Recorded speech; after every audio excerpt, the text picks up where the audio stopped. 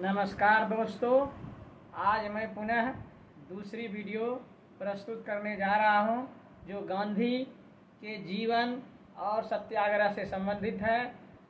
शायद सभी प्रतियोगी छात्र छात्राओं को यह वीडियो काफ़ी मददगार और सहयोगी रहेगा। इस वीडियो को आप लोग अंत तक ज़रूर देखें और फॉलो अप करें। और इस वीडियो को अधिक से अधिक अपने दोस्तों के साथ शेयर करें, जो कि मुझे भी काफ़ी अच्छा लगेगा। आज मैं बिहार की धरती चंपारण सत्याग्रह के बारे में आप लोगों को बताना चाहता हूं। आपको मालूम होगा कि चंपारण सत्याग्रह महात्मा गांधी की कर्म भूमि है और यह सत्याग्रह भारतवर्ष में प्रथम अहिंसात्मक क्रांतिकारी सत्याग्रह है। इस सत्याग्रह ने ही मोहनदास करमचंद गांधी को मोहन से महात्मा बना दिया। मोहन से महात्मा की उपाधि गुरुदेव रविंद्रनाथ टैगोर ने दी थी, लेकिन इतिहासकारों का मानना है कि सन 1915 में वैद्य जीवन राम कालिदास ने महात्मा कह करके पुकारा है। चंपारण भारतवर्ष की बिहार राज्य में अवस्थित एक सुदूर उत्तर क्षेत्र में जिला है, जो काफ़ी सघन आबादी वाला है।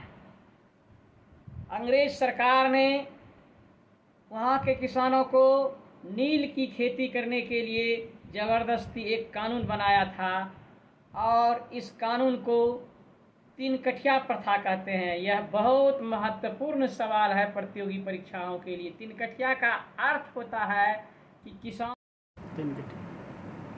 1 बीघा जमीन में किसानों को 3 कट्ठा जमीन का नील का फसल किसानों द्वारा टैक्स में लिया जाता था। नील की खेती काफ़ी महंगी होती थी, जिसके कारण किसानों की स्थिति दिन प्रतिदिन दयनीय होती चली गई। उन्हें मैं 3 कठिया प्रथा के बारे में विस्तृत जानकारी देना चाहता हूँ। 3 कठिया प्रथा एक दमनकारी शोषणकारी अंग्रेजों की नीति थी, जो किसानों के खिलाफ थी। इस नीति के अंतर्गत दबावपूर्वक नील की खेती किसानों द्वारा कराई जाती थी, जो कि नील काफ़ी महंगी होती थी लंदन में। यहाँ के किसानों को अनिवार्य रूप से 1 बीघा जमीन में नील की खेती करना आवश्यक था। उस 1 बीघे जमीन के अंतर्गत 3 कट्ठे जमीन में उगाई गई नील टैक्स के रूप में किसानों से लिया जाता था, जो काफ़ी असहनीय थी। इस स्थिति को देख करके राजकुमार शुक्ल ने महात्मा गांधी को बिहार की धरती पर आमंत्रण किया। आमंत्रण को गांधी जी ने स्वीकार किया और वह इस संदर्भ में कलकत्ता आए और कलकत्ता से पुनः बिहार की धरती पर उनका आगमन हुआ। इस संदर्भ में उन्होंने अपने सहयोगी के रूप में इस सत्याग्रह के सत्याग्रहियों के लिए बाबू ब्रजकिशोर सिंह, तत्कालीन अधिवक्ता पटना, J.B. कृपलानी, महादेव देसाई, नरहरि पारिख जैसे कर्मयोगी लोगों का साथ लिया। सहयोगियों का नाम प्रतियोगी छात्र जरूर अवश्य याद रखें। काफ़ी यह महत्वपूर्ण सवाल है। एक प्रश्न अक्सर पूछा जाता था कि इस क्रम में कौन कौन उसके साथ सहयोगी सत्याग्रही थे और किसके आमंत्रण पर गांधी जी को चंपारण बुलाया गया था। यह 1916 में हुआ था, जब दक्षिण अफ्रीका से महात्मा गांधी भारत लौटे थे।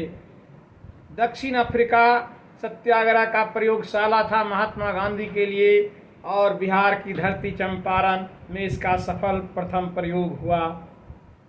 इस क्रम में महात्मा गांधी ने तत्कालीन मुजफ्फरपुर के कमिश्नर से इस प्रकार के कानून को समाप्त करने का अनुरोध किया, लेकिन तत्कालीन कमिश्नर ने इस कानून को